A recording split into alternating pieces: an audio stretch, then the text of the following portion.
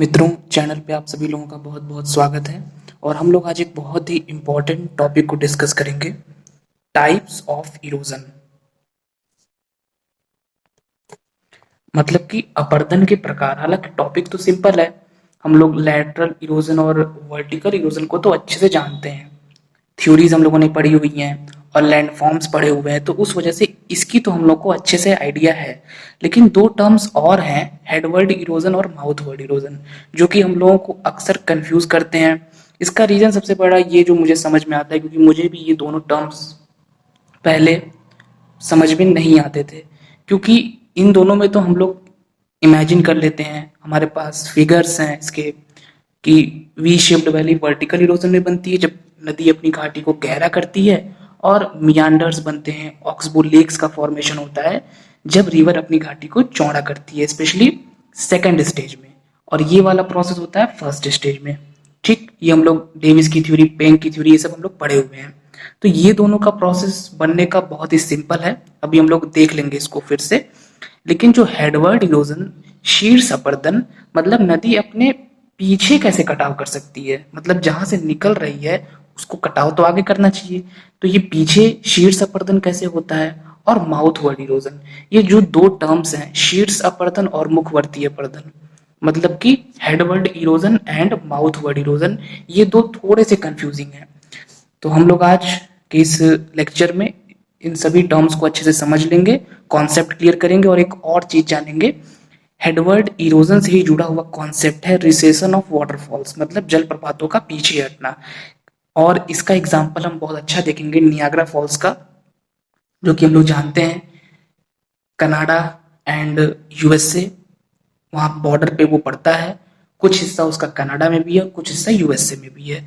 तो उसको हम लोग अच्छे से समझेंगे कि कैसे नियाग्रा फॉल्स जो है उसका रिसेशन हो रहा है। ये तो एक कॉन्सेप्ट हो गया, और उसका वो एग्जाम्पल हम लोग नियाग्रा फॉल्स का देख लेंगे इसका।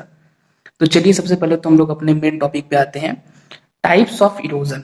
इरोजन हम लोग जानते हैं कि जो भी, जब जो चट्टान है वो टूट फूट जाती है अलग अलग कारकों के माध्यम से, यांत्रिक कारक हो सकते हैं या रासायनिक, या जो अलग अलग हमारे टाइप्स हैं वेदरिंग के, जैसे मैकेनिकल या weathering, chemical weathering, biological weathering, इन सब से जो हमारी रॉक है वो टूट गई। अब टूटने के बाद अलग अलग हमारे एजेंट्स होते हैं, वो उसका ट्रांसपोर्टेशन करते हैं। और जब वो ट्रांसपोर्टेशन करेंगे तो क्या होगा, ट्रांसपोर्टेशन से फिर जो भी टूटा हुआ मलबा था, जो भी टूटा फूटा पदार्थ था, कंकड़ पत्थर इत्यादि थे, वो एक स्थान से दूसरे स्थान जाएंगे और रास्ते में घिसने का भी काम करेंगे सरफेस को, और उसे तरह तरह के इरोजनल लैंडफॉर्म्स बनाएंगे, और मलबे को कहीं न कहीं ले जाके डिपॉजिट करेंगे, उससे डिपोजिशनल लैंडफॉर्म्स बनाएंगे। इसके जस्ट पहले एक लेक्चर मैंने अपलोड किया है, फॉर्म्स ऑफ इरोजन। ये प्रकार हैं बट वो फॉर्म्स हैं। फॉर्म्स में abrasion, attrition, solution, hydraulic action, deflation, plucking, बहुत सारे इंपॉर्टेंट टर्म्स हम लोगों ने वहां पे डिस्कस किए थे। तो ये तो एक सिंपल जनरल बात हो गई इरोजन पे, ठीक है। और एक चीज आप लोग ये भी जानते हैं कि इरोजन एक गतिशील प्रक्रिया होती है, जबकि वेदरिंग जो है एक स्थैतिक प्रक्रिया है। वेदरिंग में रॉक अपने स्थान पे टूट गई, बस उतने हिस्से को हम लोग शामिल करते हैं, उसके मूवमेंट को शामिल नहीं करते। इसमें मूवमेंट भी होता है, और दोनों को सम्मिलित रूप से हम लोग डेन्यूडेशन शब्द का प्रयोग करते हैं। अगर हमको, जैसे हमने बोल दिया डेन्यूडेशन, तो डेन्यूडेशन में इरोजन भी आ गया और वेदरिंग भी आ गया। ठीक, हिंदी में बोलते हैं इसको अनाच्छादन, मतलब weathering plus erosion is equal to denudation. अपरदन प्लस अपक्षय मतलब अनाच्छादन, दोनों को एक साथ बोलने के लिए ये टर्म हम लोग यूज करते हैं। तो ये तो कुछ बेसिक बातें हो गई जो कि आप सभी लोग जानते होंगे। अब बात आती है इसके टाइप्स की। तो सबसे पहला जो टाइप हम लोग यहीं से शुरू करते हैं, क्योंकि प्रक्रिया की शुरुआत तो यहीं से होती है, वर्टिकल इरोजन या लंबवत अपरदन।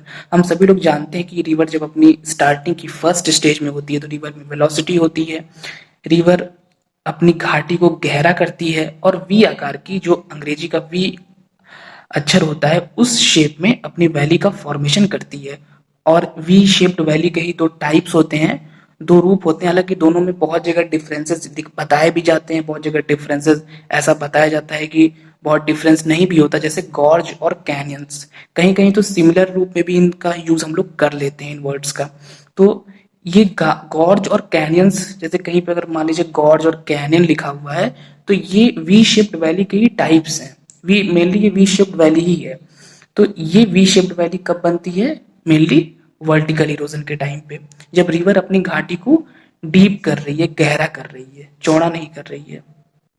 तो ये तो हो गया बहुत ही, इसका एक सिंपल सा कॉन्सेप्ट है, ज्यादा कोई भी इसमें जटिल चीज नहीं है। जब भी हम लोग रिवर वाले चैप्टर की शुरुआत करते हैं तो स्टार्टिंग से हम लोग क्लास 7th 8th से ही वी शिफ्ट वैली के बारे में जान रहे हैं कि रिवर अपनी घाटी को गहरा करती है इसी के माध्यम से। ये तो बात हो गई वर्टिकल इरोजन की। अब बात आती है lateral erosion. Lateral erosion basically होता है पार्श्विक अपरदन। जब रिवर अभी तक तो पहाड़ों में थी, बट जब मैदानी भागों में प्रवेश करती है, एंड अगर स्टेज की बात करें तो ये प्रोसेस होता है मेनली सेकंड स्टेज में और ये फर्स्ट स्टेज में। जब मैदानी भाग में प्रवेश की तो क्या होगा? अब घाटी को चौड़ा करने का काम शुरू होगा, गहरा करने का काम नहीं होगा। तो यहाँ पे आप देख रहे हैं ये है मियांडर्स, एक बहुत ही इंपॉर्टेंट इरोजनल लैंडफॉर्म्स। लैंडफॉर्म्स वाले चैप्टर्स हम लोग बहुत अच्छे से कवर कर चुके हैं। तो यहाँ पे आपके दो लैंडफॉर्म भी रिवाइज हो गए, एक वी शेप्ड वैली जो कि एक इरोजनल लैंडफॉर्म है, और मियांडर ये भी एक प्रकार का इरोजनल लैंडफॉर्म है, जिसमें रिवर इस प्रकार के सर्पिलाकार मार्ग से या रास्ते से चल रही है और अपनी घाटी को चौड़ा कर रही है, वाइड कर रही है। इधर से कटाव करेगी, इधर से कटाव करेगी, और घाटी जो है वो चौड़ी होगी। इसमें घाटी गहरी हो रही थी वर्टिकल इरोजन में।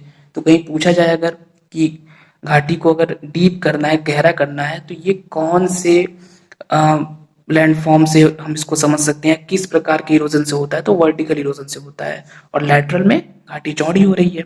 और दूसरी बात, ये कभी कभी क्वेश्चन ये भी आता है कि डेविस की कौन से स्टेज में घाटी गहरी होगी, क्योंकि डेविस ने भी ये सारी बातें बताई हैं। तो डेविस का जो फर्स्ट स्टेज है, फर्स्ट जो उनकी अवस्था है युवावस्था वाली, उसमें रिवर अपनी घाटी को गहरा करती है, और जो उनकी प्रौढ़ावस्था वाली स्टेज है उसमें रिवर अपनी घाटी को चौड़ा कर रही है और मियांडर्स का फॉर्मेशन कर रही है। इसी में आगे चल के ऑक्सबो लेक्स का भी फॉर्मेशन होता है, जब ये कर्व बहुत ज्यादा हो जाते हैं, बहुत कॉम्प्लेक्स कर्व हो जाते हैं, तो कुछ हिस्से उसके कट के अलग हो जाते हैं, जिससे हमारी जो गोखुर झील है, ऑक्सबो लेक है, उसका फॉर्मेशन हम लोग को देखने को मिलता है। तो ये तो बात हो गई लैटरल इरोजन की। अब बात आती है हेडवर्ड इरोजन। हेडवर्ड इरोजन क्या चीज है? देखिए, हेडवर्ड इरोजन में क्या है कि ये थोड़ा सा कल्पना करने वाली चीज है, क्योंकि हम लोग तो ये सोचते हैं कि रिवर आगे बढ़ेगी, तो आगे बढ़ेगी तो अपने शीर्ष की ओर, मतलब अपने पीछे की ओर कैसे इरोजन कर पाएगी? क्योंकि रिवर बैक गियर में तो फ्लो करेगी नहीं कि आगे बढ़ रही है फिर तब तक पीछे बहने लगे, ऐसा तो होगा नहीं रिवर के केस में। रिवर को जो ढाल मिलेगा, रिवर उसी के मार्ग से बहती हुई चली जाएगी। इसीलिए जो हेडवर्ड इरोजन का कॉन्सेप्ट है ये थोड़ा सा कठिन है, क्योंकि इसमें कठिन बिल्कुल भी नहीं, बट हम लोग इसको इमेजिन नहीं कर पाते हैं। इसको समझने के लिए सबसे अच्छा एग्जाम्पल जो मुझे लगा वो है रिसेशन ऑफ वाटरफॉल्स। जैसे ये जलप्रपात है, यहाँ से रिवर गिर रही है, ठीक है। अब ये क्या करेगी? हम लोग को पता है कि वाटरफॉल में पहले तो इतना ज्यादा ये ढाल नहीं रहा होगा, लेकिन जब रिवर गिरती है, जहां जहां कमजोर चट्टान होती है उसको काटते जाती है, और काफी समय के बाद एक अच्छा सा एक विस्तृत जलप्रपात बनता है।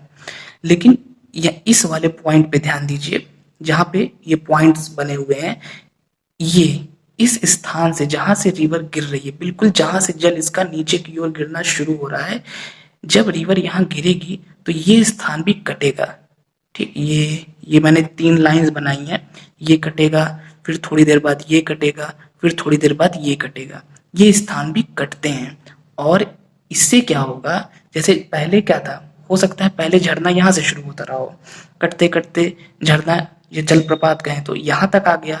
अब ये और काटती जाएगी, और हो सकता है कि आने वाले कुछ सालों बाद, हालांकि ये प्रोसेस धीरे धीरे होगा, लेकिन कभी ना कभी ये जलप्रपात हो सकता है यहाँ तक आ जाए, ठीक है। अब इसमें एक चीज हम लोगों को ये ध्यान देनी है, शब्दों को भी ध्यान देना है।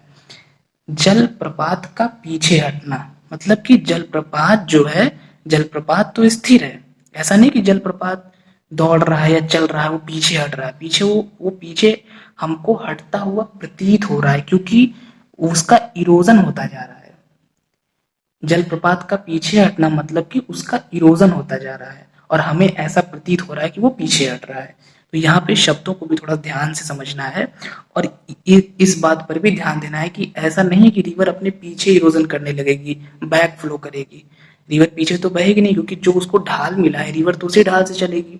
लेकिन जब वो गिरेगी तो इस स्थान पर भी तो कटाव करेगी। जब इस स्थान पे कटाव करेगी तो धीरे धीरे क्या होगा, पीछे वाला जो हिस्सा था वो भी कटेगा। और इसी को बोलते हैं हम लोग, मेनली ये सबसे अच्छा एग्जांपल है हेडवर्ड इरोजन का।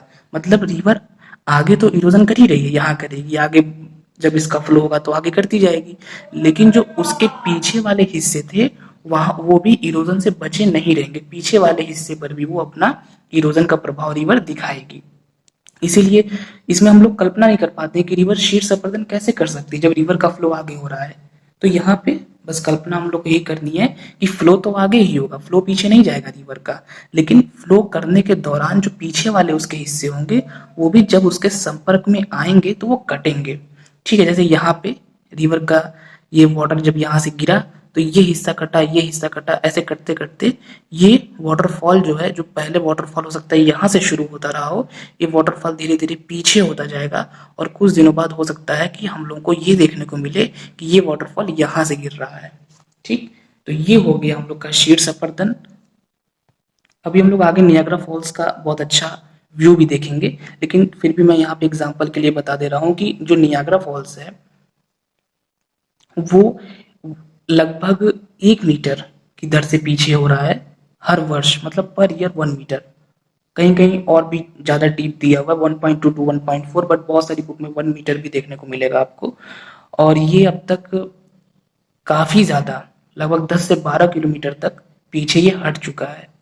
ठीक, और ये उम्मीद है कि भविष्य में, हालांकि ऐसा तो बहुत सालों बाद होगा, हंड्रेड्स ऑफ ईयर के बाद, सैकड़ों सालों बाद, लेकिन ये विलुप्त भी हो सकता है, क्योंकि जब ये चीज पीछे हटती जाएगी तो एक समय तो ऐसा आएगा कि ये बिल्कुल जो विलुप्त अगर नहीं भी होगा तो डाउन तो हो ही जाएगा, क्योंकि जब पीछे हटते हटते एक समय ऐसा जरूर आएगा कि ये वाटरफॉल नीचे भी होता जाएगा।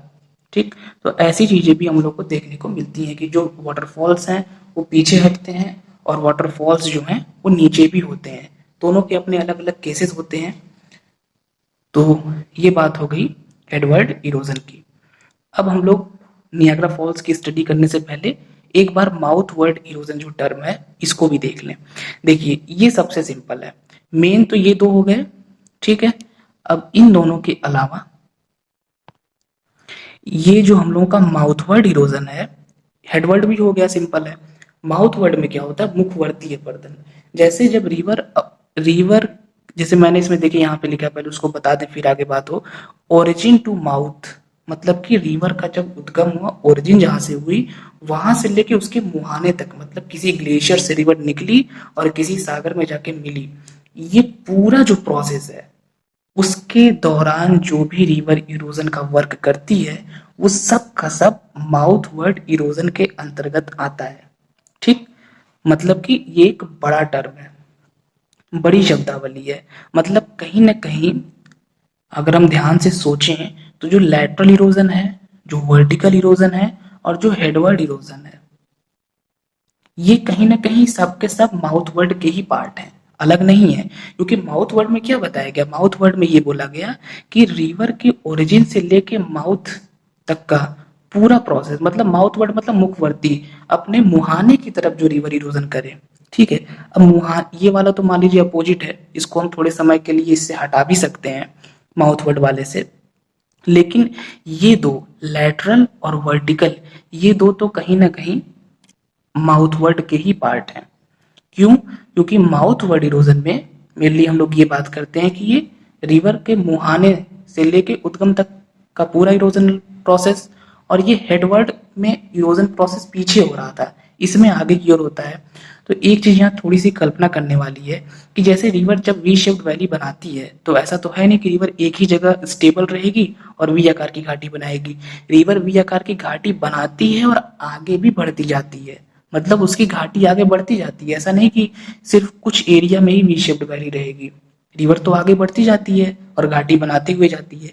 यही चीज हम लोग के मियांडर में भी है। ऐसा तो है नहीं कि मियांडर बस कुछ ही एरिया में रहेगा, मियांडर बनता जाता है, रिवर आगे बढ़ती जाती है अपने। मुहाने की ओर।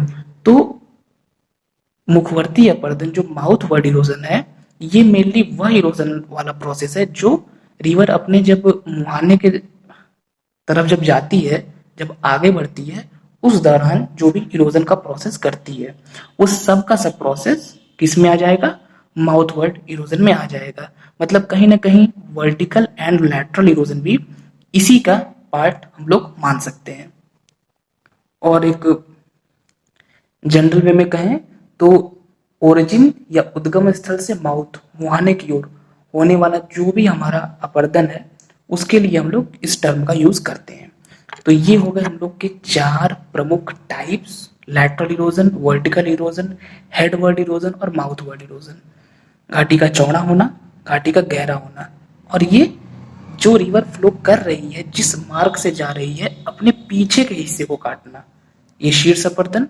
और ये माउथ वर्ड इरोजन मतलब रिवर उद्गम से मुहाने की ओर जिस मार्ग पे जा रही है, निरंतर कटाव करते जाना अपने मुहाने की ओर। तो ये हो गया माउथ वर्ड इरोजन। अब ये तो बात हो गई इसकी। अब हम लोग थोड़ा सा कुछ नियाग्रा फॉल्स से रिलेटेड स्टडी कर लेते हैं, फिर इस चैप्टर को समाप्त करेंगे। ये एक बहुत ही इंपॉर्टेंट पैराग्राफ है, इसका स्क्रीनशॉट भी ले सकते हैं। इसमें लास्ट में देखिए सबसे इंपॉर्टेंट लाइन है कि the stream erodes away at the rock and soil at its head waters in the opposite direction that it flows. मतलब कि वैसे तो पूरा पैराग्राफ ही इंपॉर्टेंट है, लेकिन ये लाइन मैंने स्पेशली इसलिए बताई क्योंकि रिवर जिस डायरेक्शन में फ्लो कर रही है, ठीक है, उसके अपोजिट डायरेक्शन में वो इरोजन करती है, मतलब पीछे करती है इरोजन। और कैसे करती है वो हम लोगों ने देखा था कि कैसे जलप्रपात जो पीछे हटते हैं, वो वाला एग्जाम्पल लेके हम लोगों ने इस कॉन्सेप्ट को समझा था, रिसेशन ऑफ वाटरफॉल से, कि कैसे रिवर जब फ्लो कर रही है तो आगे के एरिया में तो जब फ्लो करेगी तो जो जो चीज़ें रास्ते में आएंगी वहाँ इरोजन करेगी, लेकिन जो उसके पीछे वाले हिस्से हैं वो भी उसके अपर्दन के प्रभाव से बचे नहीं रहेंगे। जो भी उसके पीछे वाले हिस्से भी संपर्क में आएंगे तो पीछे भी इरोजन होगा, लेकिन थोड़ी सी कल्पना करने वाली चीज़ है। और रिसेशन ऑफ वाटरफॉल्स इसका सबसे अच्छा एग्जाम्पल है, वहीं से हम लोग इसको अच्छे से समझ सकते हैं। ये एक बहुत ही अच्छा एक डायग्राम है, अपने कॉन्सेप्ट को आप लोग क्लियर कर सकते हैं इससे, कि लैटरल इरोजन भी दिखाया गया है, इसमें घाटी चौड़ी हो रही है, वर्टिकल इरोजन भी दिखाया गया है, गहरी होना घाटी का, और हेडवर्ड इरोजन भी दिखाया गया है, पीछे कैसे इरोजन होता है। तो जो हम लोग के 3 मेन टाइप्स हैं, माउथ वर्ड तो एक बहुत बड़ा टर्म है, उसके अंतर्गत पूरा उद्गम स्थल से मुहाने तक का प्रोसेस आ जाता है, लेकिन मेन जो हेडवर्ड इरोजन, वर्टिकल इरोजन और लैटरल इरोजन है, उन तीनों को बहुत ही सरल तरीके से इसमें दिखाया गया है। तो इसको आप लोग बना भी सकते हैं अपने नोट्स में, और इसको देखिए, इससे ये कॉन्सेप्ट आपका हमेशा क्लियर रहेगा।